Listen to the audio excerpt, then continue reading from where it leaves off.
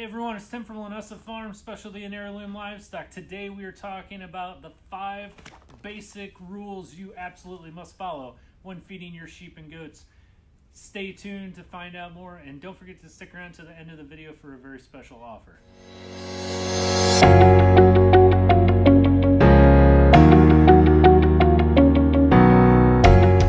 These are 5 basic things that across the board, general consensus, most of us producers agree upon. And these are things that if you're not doing them, you need to consider starting. Rule number 1, you have got to keep your feed off the ground. As you can see with these feeders that we have here, the animals are eating the hay, they're pulling it through the wire, it keeps it nice and clean. I've got a tray, it's not getting on the ground, they're not stepping on it, they're not pooping on it. You are going to waste a ton of time, you're going to waste a ton of money, and you're going to place your animals' health at risk by feeding them off the ground. If you're feeding your animals off the ground, stop now. Invest in some kind of a feeder. It's got to be a good feeder like this with the wire or something similar to this that they can pull it through. If you just get a feeder with a giant hole in it, they're just going to pull it out. It's going to end up on the ground. They're going to step on it, poop on it, pee on it. It's just bad news. So again, get your feed off the ground.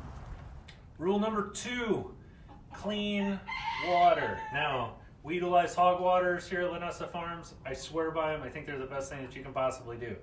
The animals can't poop in them. They can't stand in them.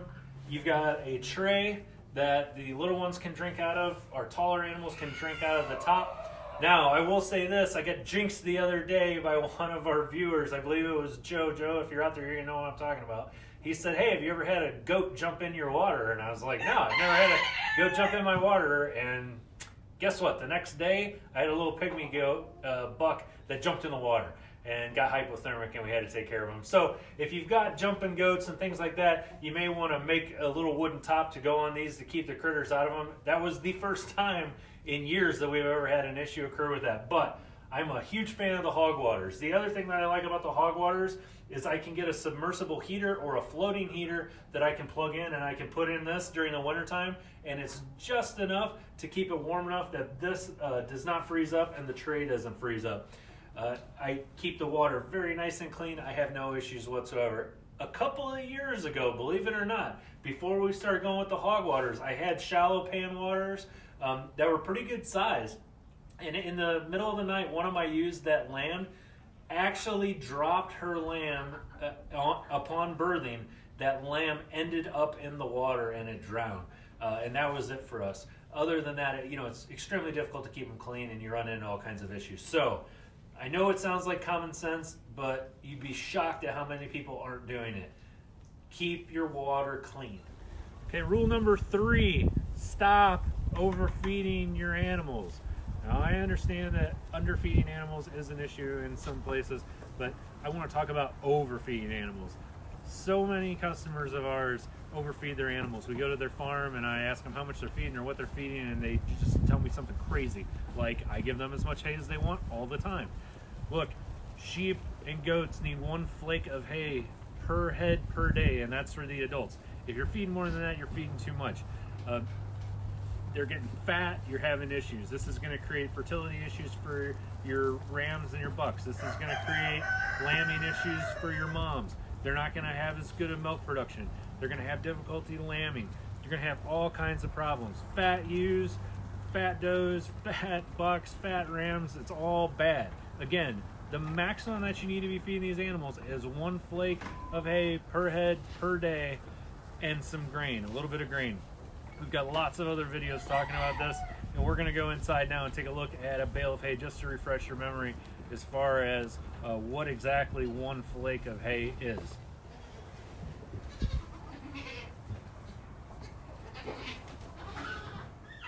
All right, so here is our hay, and as we were talking about with flakes, again, 1 flake per head per day, very, very important. When you bust open your bales, what you'll find is they are broken down into sections. See how this naturally wants to come apart in these sections? These sections represent flakes. So again, every bale is going to have about 12 to 14 flakes in there. this is it. This is 1 flake. 1 flake per head per day. And that is it. If you're feeding more than that, you are feeding too much and you need to stop.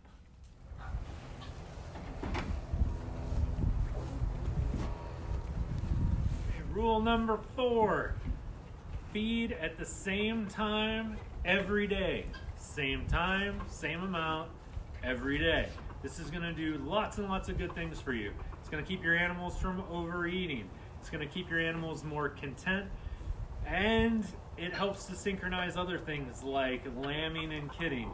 I don't know what the science is behind it. I'll have to research it. But for instance, I feed my animals in the evening, in the late afternoon, every day. I tend to have my babies in the morning.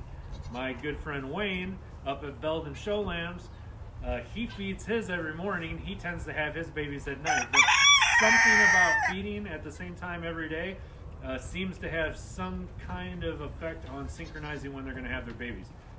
Again, I don't know what it is. That's kind of a side note. But the main thing that we want to keep in mind is that it keeps them from overeating. It keeps them healthier. They just get in a routine. They expect it, and it does a lot more good for them than feeding them at weird times. It's just like us. You know, we all tend to eat at about the same time every day. You know, if you're used to eating dinner at 5 p.m. and then, you know, tomorrow I say, oh, guess what? You're not eating dinner now until 10 o'clock. Well, what happens? By the time 10 o'clock gets around, you are pissed off and you are hungry. And it's a problem. So, just something to keep in mind. Feed them, same time, same amount, every day. Rule number 5, phosphorus. Your sheep and goats are getting plenty of phosphorus from the normal feed that they eat. Stop giving licks, tubs, and free choice mineral that has phosphorus in it. Check out your minerals. Check out the things that you're feeding your animals. If it has phosphorus in it, you need to stop.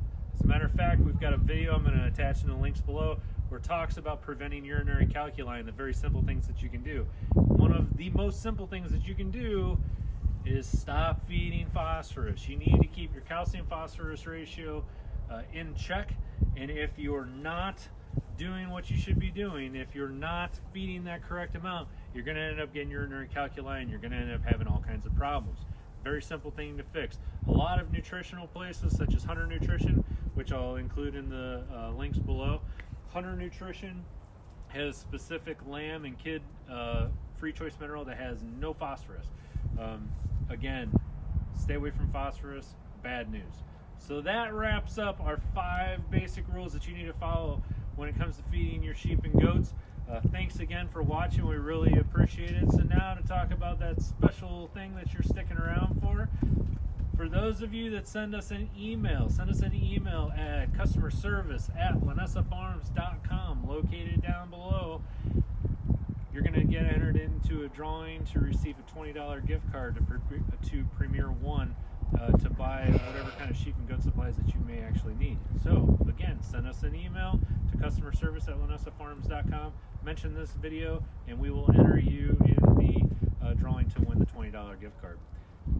As always, we appreciate you watching our videos. These videos are made for people just like you based off of the feedback we receive. If there's a video you'd like to see, just let us know. I'm Tim from Linessa Farms Specialty and Heirloom Livestock, and we'll see you next time.